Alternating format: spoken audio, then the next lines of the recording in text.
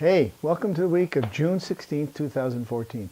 The week ends with the official beginning of the summer as the sun steps into Cancer and the summer solstice arrives to light up the world with the longest day, light, of the year. This is viewed by many as a time of celebration and an homage to the cosmos and all of its wonders. And wonderful it is. The changing of the seasons as we swirl our way through space is an event worthy of celebration, and yet we may often take it for granted. The sun pairs up with Mercury as the two pass each other and crank up the discussion. Simply put, the dialogue between all people may be lively, animated, and over the top in some ways. As the sun spotlights the energy of Mercury, it may be easy to get caught up in confusion and misinterpretation of intent. Even though this may be a typically good combination with Mercury in retrograde, the odds are just as likely to be just the opposite. The same intensity can be cranked up even further later in the week as the moon glides through Aries, past Uranus and opposing Mars. This has a quality to it that brings about confrontation, so simply be aware, especially with the World Cup going on.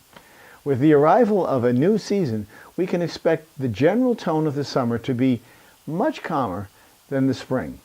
Although April bore witness to the Grand Cardinal Cross, that singular event is more of a point of departure than a big bang of awareness, so to speak.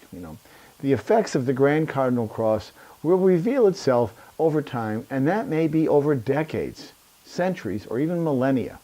The point to remember is that we have turned a significant corner and there is no going back. From this point forward, we shall emerge and evolve more productively, more fruitfully, more kindly. This will also reveal itself as Neptune starts its slow retrograde and allows us to reconsider and reopen ideas that came to us, but to view them with a new lens. Neptune rules our subconscious and our mass consciousness. As it turns into its long journey backwards, we learn to digest concepts, patterns, and philosophies in a new manner. Clarity may be a hard-won quality, but well worth the effort in the end of the game. Listen each Friday to Turning at the Wheel on Awakening Zone Radio. I'm broadcast every Friday morning at 11 o'clock a.m. Eastern. I've got great guests, great topics, information that you can use to enlighten yourself. Call me at 1-714-364-4353 or write to me for a live personal reading at chris@chrisflisher.com.